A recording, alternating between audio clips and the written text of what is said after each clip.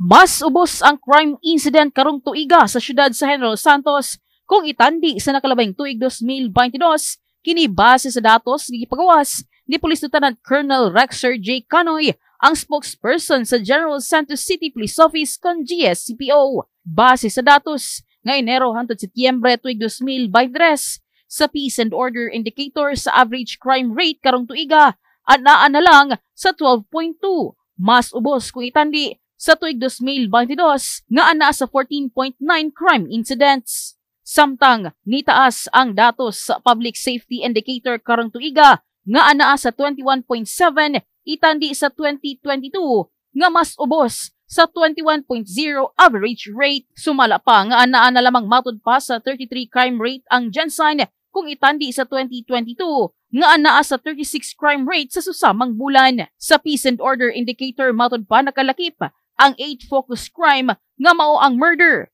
homicide, physical injury, rape, robbery, theft, carnapping o motor napping. Samtang sa Public Safety Indicator nakalakip ang mga aksidente sa kadalanan o vehicular accident.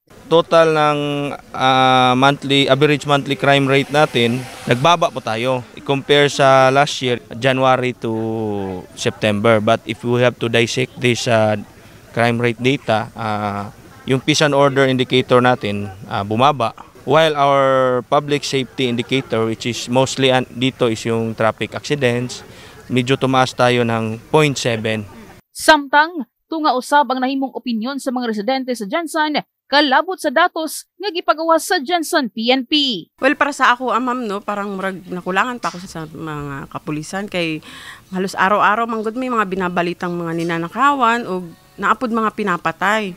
So para sa akin murag kulang pa ang aksyon ng ating mga kapulisan. Siguro pwede natin ibalik o magkaroon tayo ng curfew para maiwasan natin yung mga krimen, no?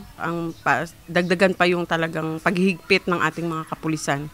Murag mutog yun ko ana ma'am kay sa akong paminaw mas peaceful pa diri kay sa ubang lugar niya. Sa ubang lugar gud ma'am sobra-sobra gyud ang mga krimen dito pero naami diri sa Gensan. Murag kampante kayo ko nga baba gyud ang krimen dire. Safety gyud ang panimalay.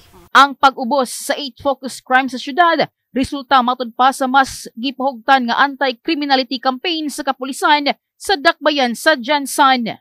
In the heart of changing lives, kini si MJ Fernandez sa Brigada News Gensan. Brigada News.